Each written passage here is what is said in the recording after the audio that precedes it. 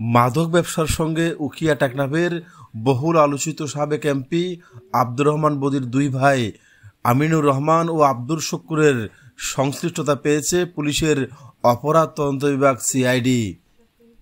সিআইডির জালে মাদকের গডফাদাররা বিপুল পরিমাণ স্থাবর অস্থাবর সম্পত্তি ক্রোক শীর্ষক এক সংবাদ সম্মেলনে এই তথ্য জানিয়েছেন সিআইডি প্রধান অতিরিক্ত আইজিপি মোহাম্মদ আলী মিয়া। আজ বুধবার 17 এপ্রিল দুপুরে রাজধানীর মালিবাগের সিআইডির মিডিয়া সেন্টারে এই সংবাদ সম্মেলনের আয়োজন করা হয়। সাংবাদিকদের প্রশ্নের জবাবে সিআইডি প্রধান বলেন, মাদক মামলার মানি লন্ডারিং সংক্রান্ত বিষয়ে তদন্ত করতে গিয়ে টেকনাফের সাবেক এমপি আব্দুর রহমান বদির দুই ভাই আমিনুর রহমান ও আব্দুল শুক্কুরের সংশ্লিষ্টতা পেয়েছি। বদির বিরুদ্ধেও যদি আমরা সাক্ষ্য প্রমাণ পাই তাহলে ছাড় দেওয়া হবে না। যার বিরুদ্ধে তথ্য প্রমাণ পাব ধরা হবে, ছাড় দেওয়া হবে না।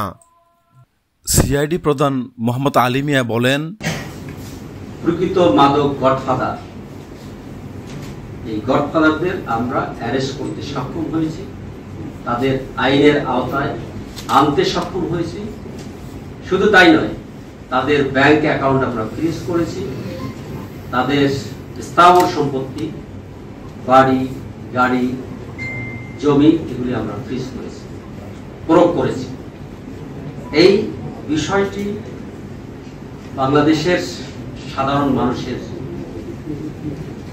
জানা উচিত, বিশেষ করে যুব সমাজ এবং এই তরুণ সমাজদের এই বিষয়গুলি জানা উচিত। কারণ মুষ্টিমেয় কয়েকজন গডফাদারের কারণে, তাদের এই অবৈধ মাদক ব্যবসার কারণে আমাদের তরুণ সমাজ নষ্ট হয়ে যাচ্ছে, আমাদের তরুণ সমাজ কিশোর গ্যাংয়ে পরিণত হচ্ছে, আমাদের যুব সমাজ নষ্ট হয়ে যাচ্ছে। আপনারা দেখেছেন, মাদকের টাকার অভাবে সন্তান বাবাকে খুন করেছে, এরকম করুণ ইতিহাস আপনারা দেখেছেন। এই বিষয়গুলি বিবেচনায় রেখে আজকে আমরা 10টি মামলা সংক্রান্তে আপনাদের ব্রিফ করব এবং 10টি মামলার অবাক হওয়ার মতো যে 10টি মামলায় আমরা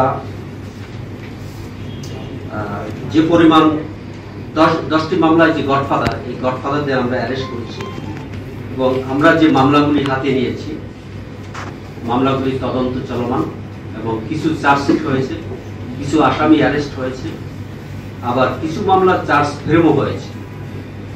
তো আদালত আমাদের মামলার তদন্ত এবং চার্জশিট দেখে আমরা যখন যেভাবে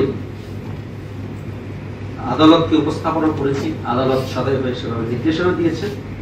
তিনি আরো বলেন, আমরা এই যাবৎ মোট 122 জন আসামিকে গ্রেফতার করেছি। এর মধ্যে এজাহার নামী 67 জন আর জামিনে আছে 20 জন।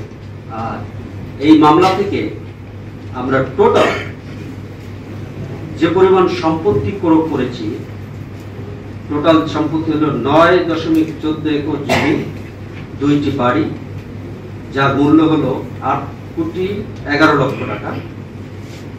আর ক্রোকের প্রক্রিয়াধীন যেটা আছে এখন, এগুলো আমরা করা হয়ে গেছে। ক্রোকের প্রক্রিয়াধীন যেটা আমরা কোর্টে প্লেস করেছি, 35.17 একর জমি, 12টি বাড়ি, 1টি গাড়ি, যার মূল্য হলো 36.82 কোটি টাকা। আর ব্যাংক অ্যাকাউন্ট আমরা ফ্রিজ করেছি। তো ব্যাংকে পেয়েছি আমরা এ পর্যন্ত 1,01,23,425 টাকা। আমরা কয়েকটা ব্যাংক অ্যাকাউন্ট ফ্রিজ করেছি। তো নর্মালি অবৈধভাবে মাদক থেকে অর্জিত যে টাকা, এই টাকা দিয়ে সাথে সাথে তারা অন্য ব্যবসায় এনগেজ করে দেয়, বিশেষ করে জায়গা জমি কেনে বা আত্মীয় স্বজনদের দেয় বা অনেকে বিদেশে পাঠায়। তো এই হিসাবে আমরা টোটাল 178,44,00,000 টাকার মালামাল আমরা ক্রয় এবং জব্দ এবং ফ্রিজ করেছি। মাদকের গডফাদার হিসেবে কক্সবাজারের সাবেক সংসদ সদস্য আব্দুর রহমান বদির নাম বারবার উঠে এসেছে। 35 মামলার তদন্ত করতে গিয়ে সিআইডি বদি বা তার ভাইদের মাদক ব্যবসার সঙ্গে সংশ্লিষ্টতা পেয়েছে কিনা এমন প্রশ্ন তুলেন সাংবাদিকরা।